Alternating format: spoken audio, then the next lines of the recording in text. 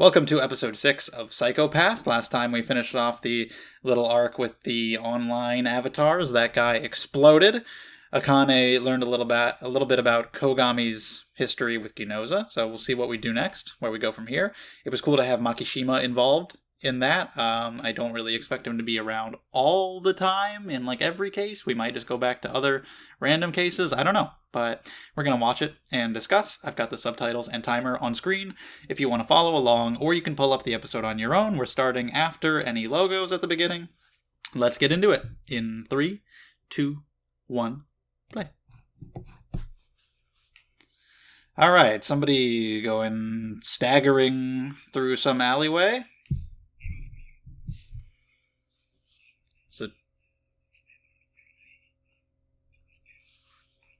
Okay, looks like we're in flashback mode. Some code names. Kogami and the inspector. Whoa, what the hell was... What in the world am I looking at?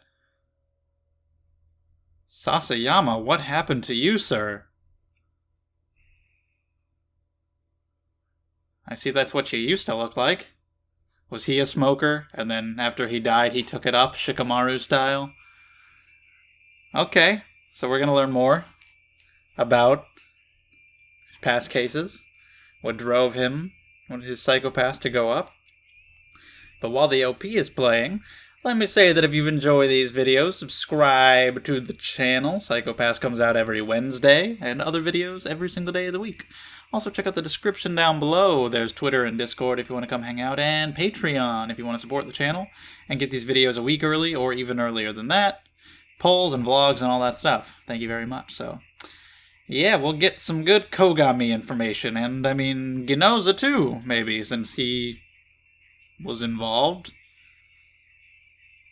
They work together. We can learn more about him.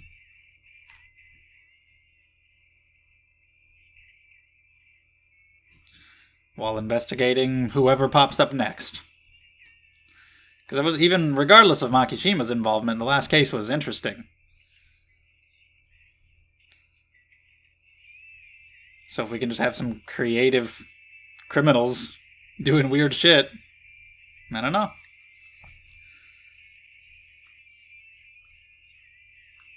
Could have like the guy in episode 2 who was just being a creeper behind a tree. But there are people who could be between that guy and Makishima. Could be more interesting than him.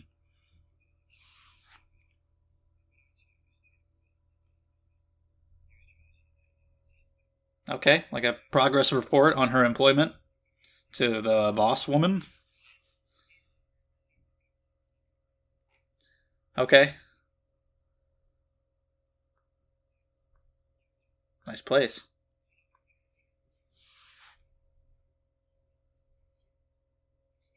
Yeah, it would be hard to keep your wits about you in that job.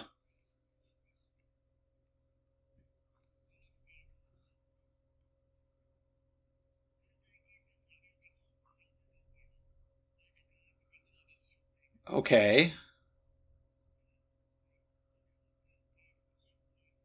So they're not entirely sure exactly about all the science behind it. Your father?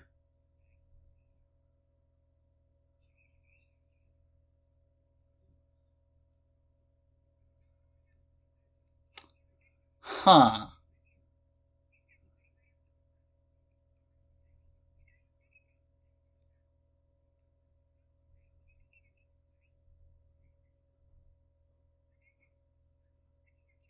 What is this? What is this little class?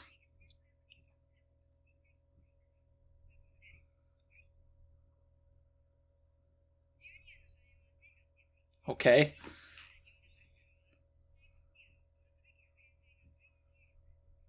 Learning some Shakespeare. Cool. Talking to somebody on her little iPad. Some guy she has a crush on. So now we're talking about not only Ginoza's relationship with Kogami, but his father as well. So either he just had a father who was involved in this shit too and is like dead or unrelated. See, more literary references. Or... No, this looks like it sounds like a woman that she's talking to. Or it's a young boy.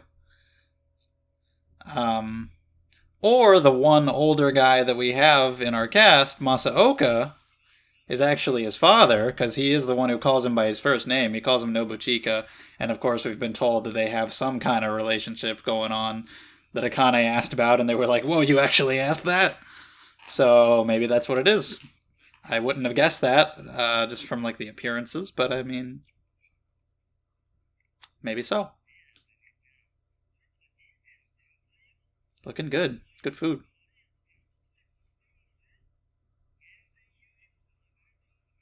Cool place, too.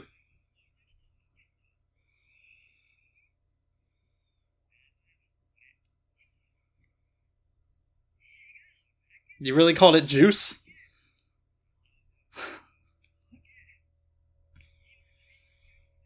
Yeah, that makes sense. That would actually change a lot of things about society. People would be more scared of doing things like getting drunk. So you don't even like know anything about it. Wow, that's interesting to see such a small detail that this society would change in people.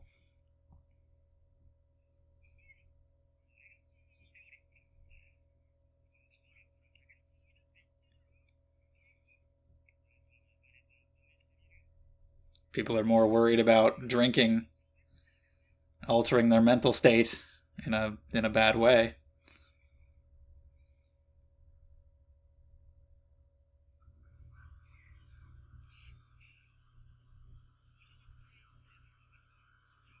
Okay. So he didn't know Kogami back then. But let's see what he'll spill when he's drunk. Yeah, this Sasayama guy. So he was an enforcer. I guess Makishima did this.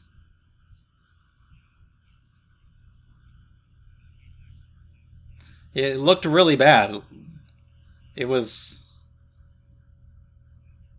pretty terrible crime, from what I could tell. And that messed him up. They never caught him, so he's still on it. What the hell was he doing to these people, and why? She can handle her alcohol, apparently.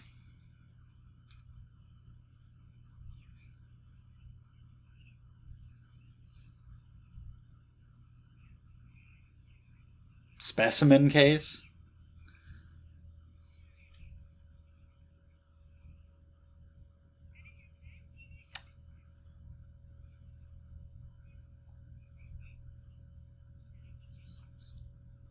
Okay.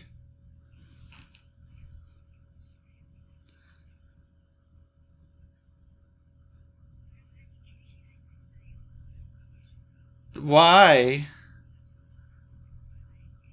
That's just beautiful. That's great. Yeah, that's horrible. That's fucked up too. They just walked by and didn't even realize it. Why did they just to be as gruesome and eye catching as possible? To stress people out?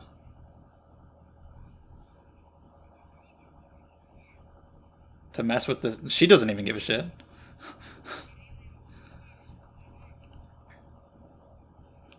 Okay. Oh, really? Yeah.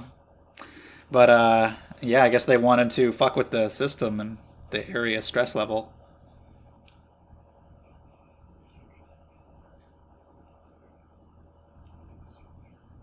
That makes sense.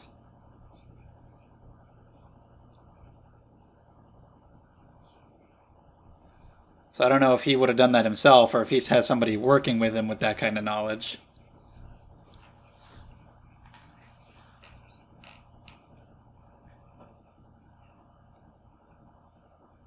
Okay. Some guy, Toma, seems to have been pinned on him, which means it definitely wasn't him.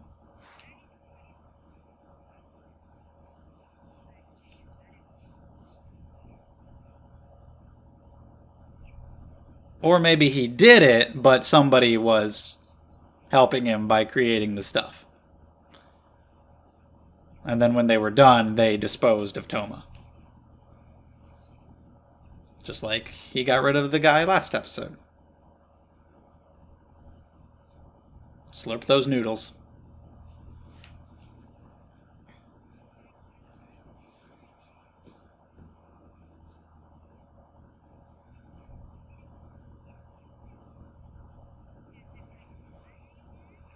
Yeah, a lot of work. A lot of stress, and yet she's fine, as far as I can tell.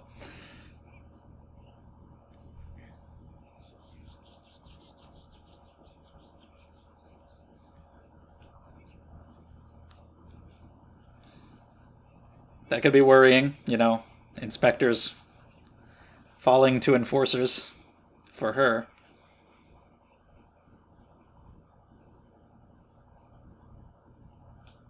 Yeah, I suppose so.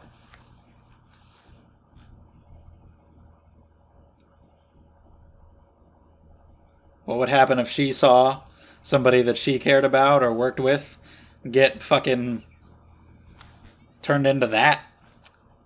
Would her psychopaths go up? I don't know. But we've got something going on with some schoolgirls. Someone's missing.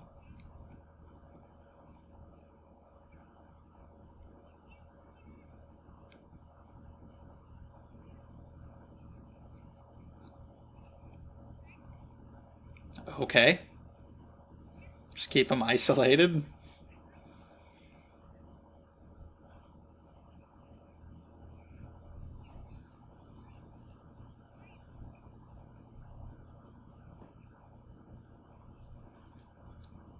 Sounds like Yuki Aoi. Hello. The queen bee of the school.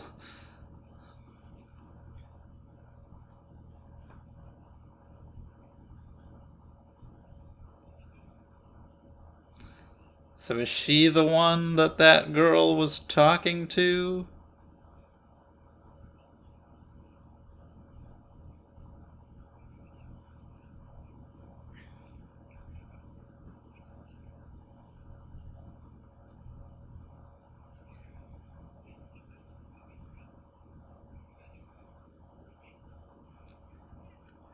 So you want to hang out with us?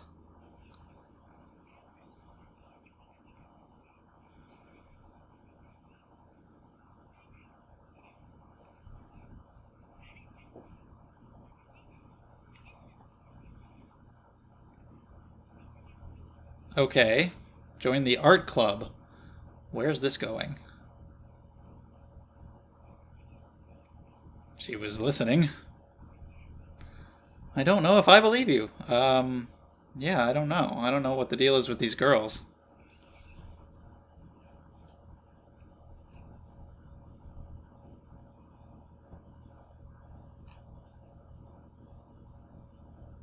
She's got a creepy look to her, I'll give her that, though, and that's not disturbing at all.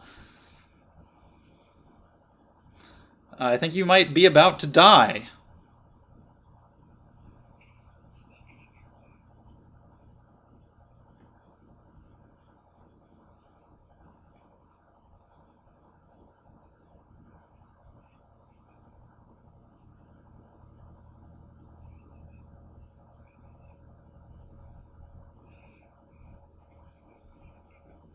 I'm terrified for you, child.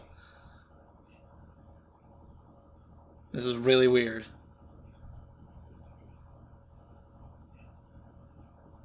Yeah, what did he do? Oh no. But has he done anything? I would hope not.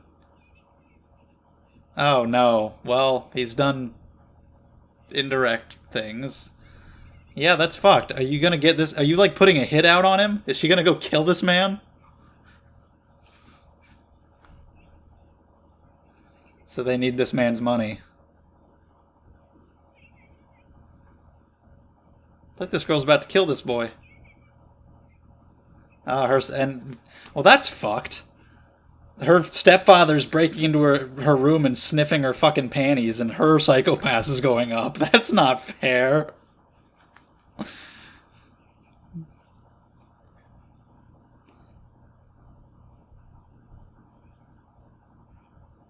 Yeah.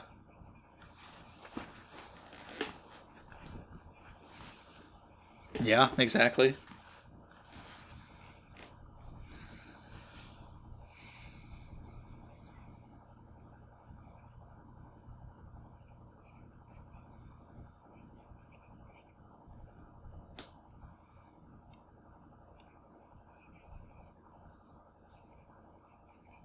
Okay. Where the fuck is this going?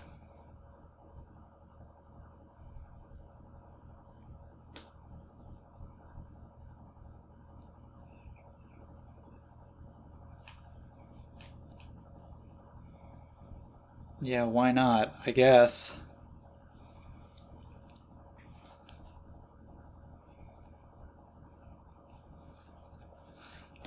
Alright. Sounds fucked up. That would. Are you going to do that?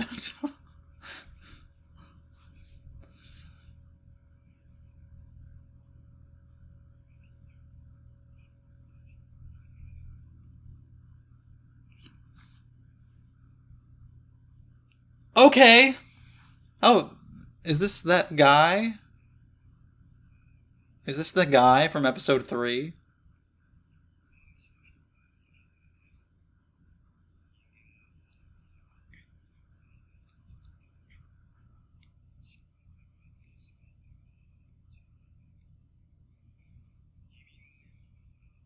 Yeah, that's the guy.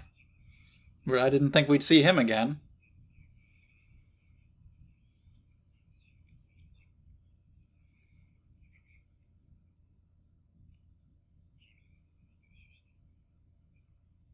Is that somehow going to be connected to Makishima too? Is it all going to be connected to him? I think so. I wouldn't have guessed, but okay. I kind of want to go back to the schoolgirls. It's really fucking weird over there. I want to see what's happening. All right. Bet your bra if you want. I don't even actually believe you're wearing one.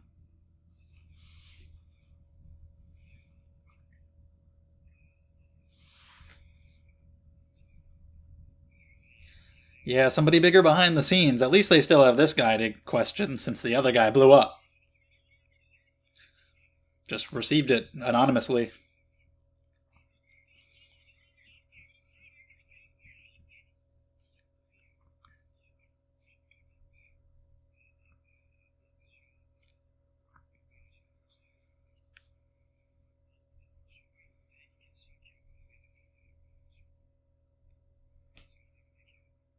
Yeah, just like finding people who are vulnerable.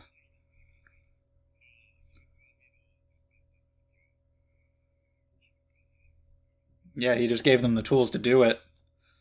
They had their own motives for what they wanted to do, and they just helped him along for whatever reason.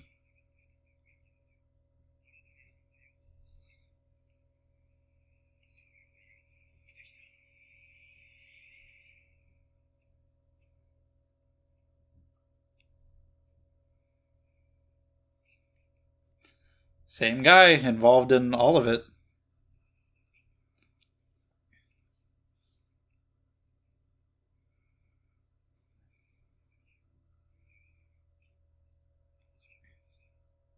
He's on the trail. Yeah. The people who are like right there at the edge but don't haven't fully crossed the line yet, he gives them the means to do it.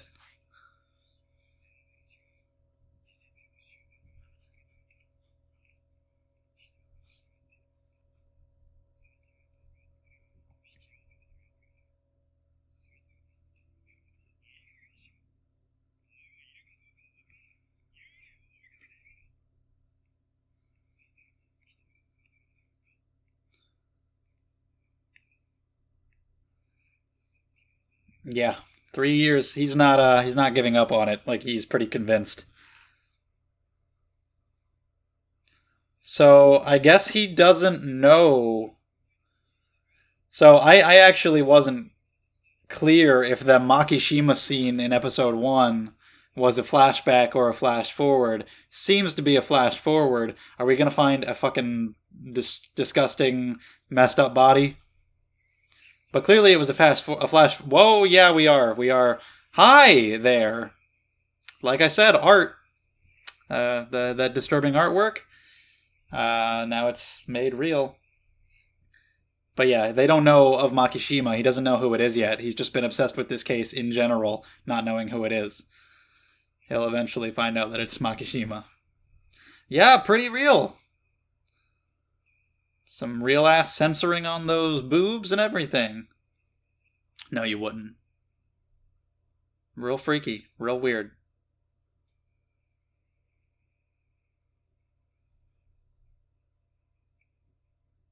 Hello? There you go. He's involved in everything. Wow.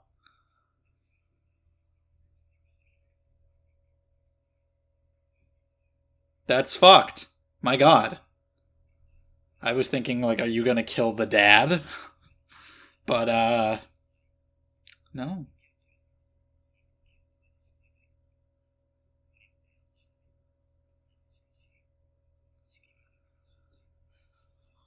How does he find all these people, and how does he infiltrate into somewhere like this?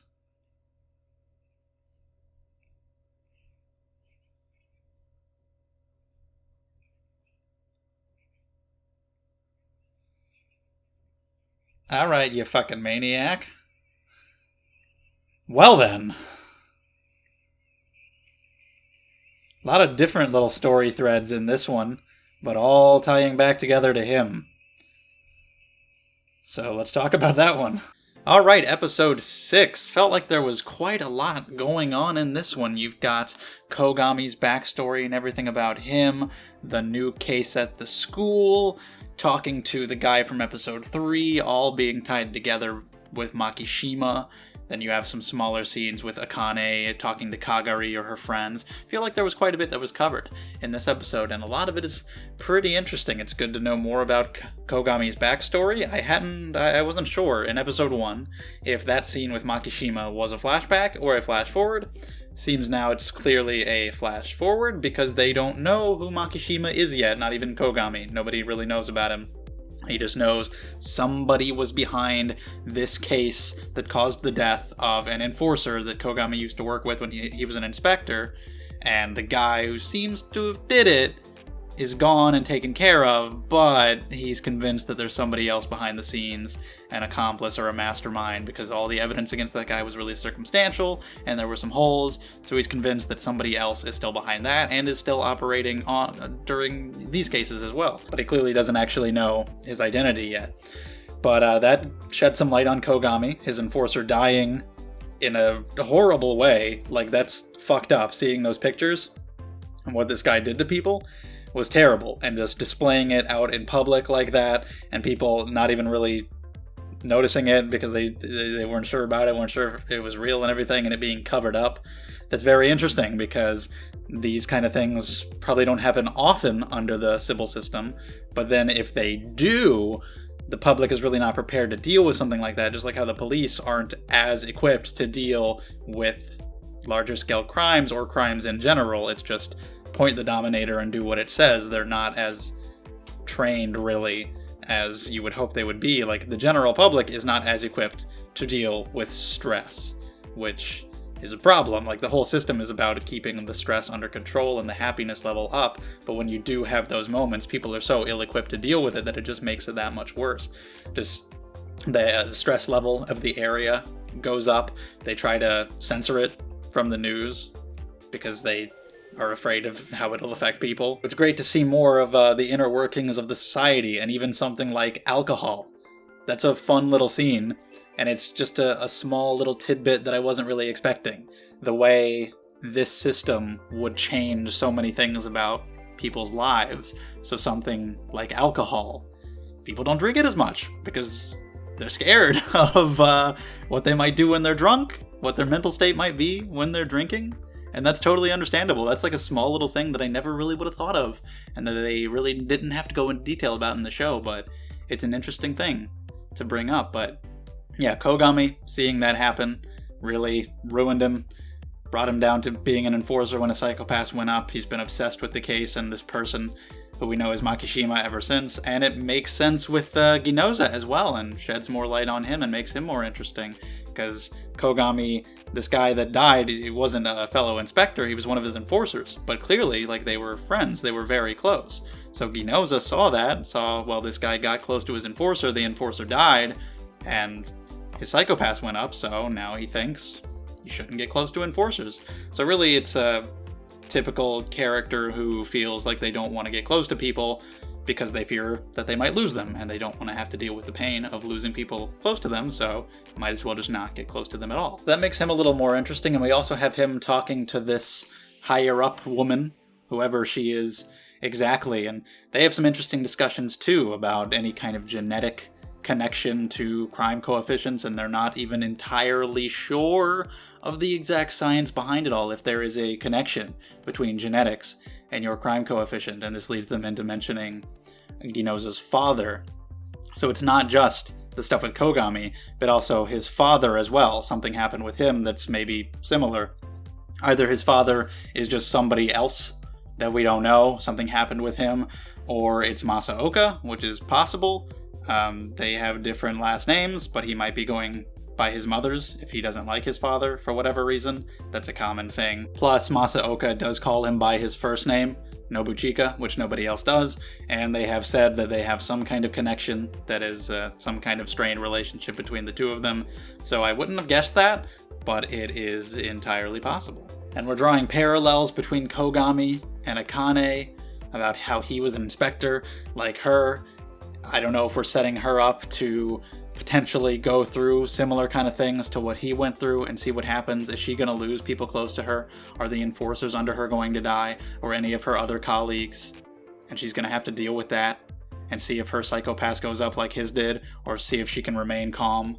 I imagine that's what's going to happen. Like, she's going to be proving Ginoza wrong and being kind of an anomaly in a way, like somebody who is able to remain calm under all this. We've seen that she's good at keeping her stress levels under control and her alcohol under control. She's just good at that kind of thing for whatever reason. So they're talking about, with Ginoza and this woman, how it's a dangerous job and you could easily sink down to being the level of a latent criminal, and so you've got to keep that under control and be diligent about it. So Akane's probably going to go through some shit. I expect people to die.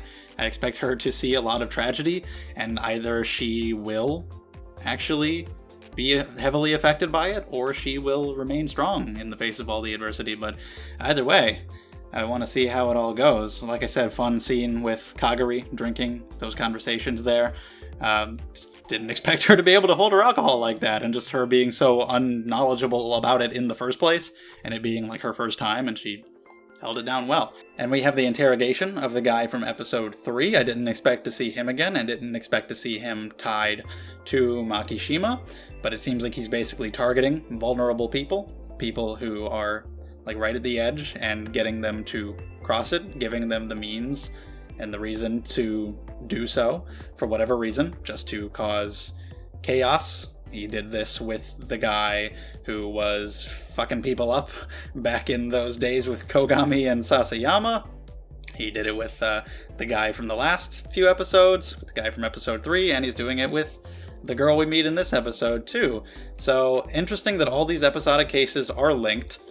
I didn't really need that, and like I said, I didn't expect it. It's fine to have some episodic episodes, you know.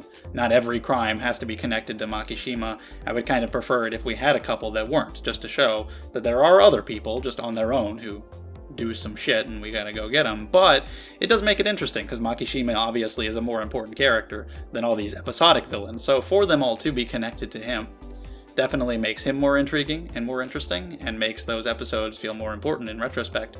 I hope the guy from episode 2, who was being a creeper behind the tree, I fucking hope. It turns out he's like Makishima's right-hand man, and him hiding behind that tree was a pivotal part of the grand plan.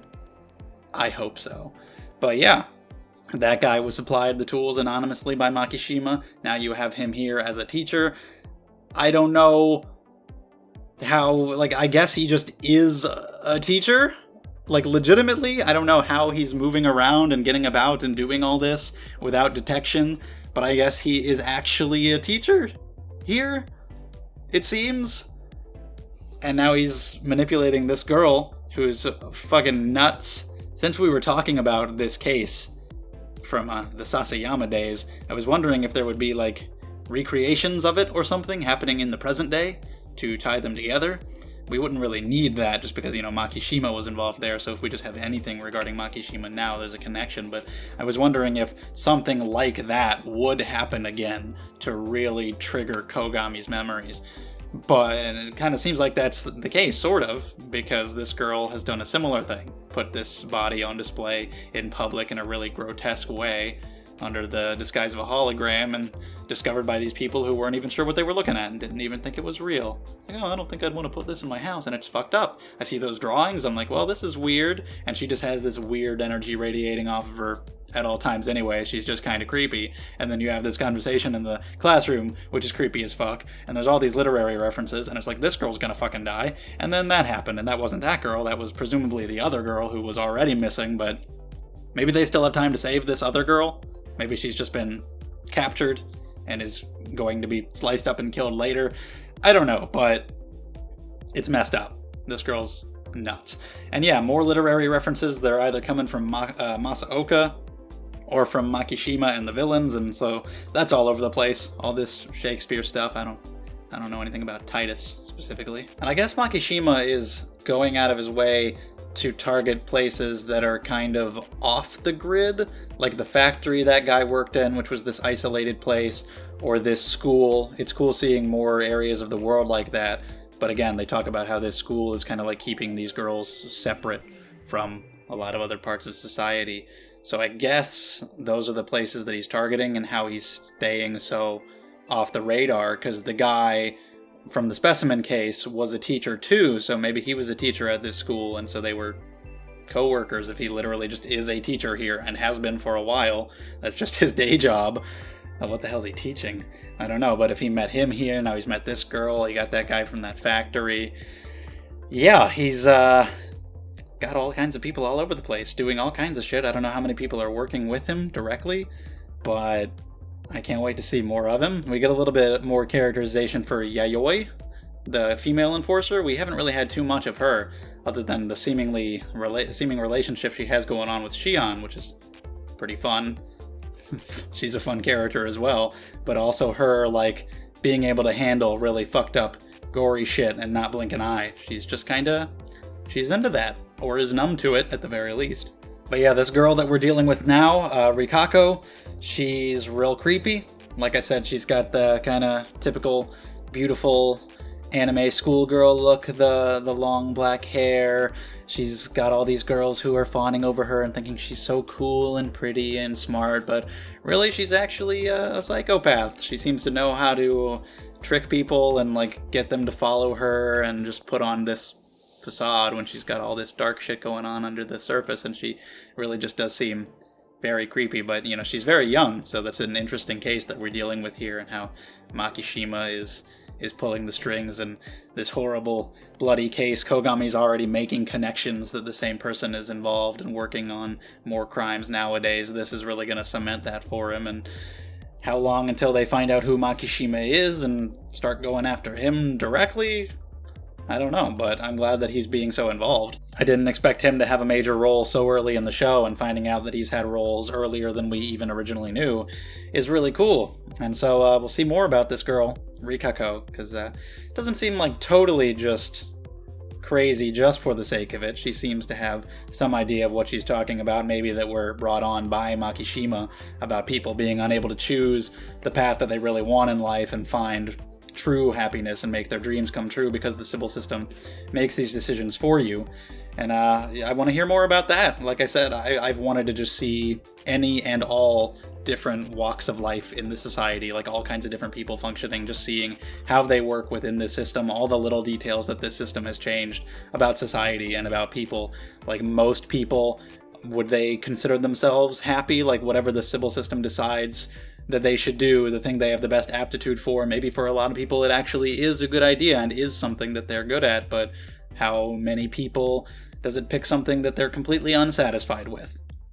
And of course, in our society, we like to allow people to be able to make these choices and pursue these things themselves, whatever they choose. And that's kind of a big thing that we value that they clearly don't as much here. And you've got this poor girl who's got this stepfather who her mother feels she has to be with for his money because her dead husband left them with so much debt. And this girl is suffering for it.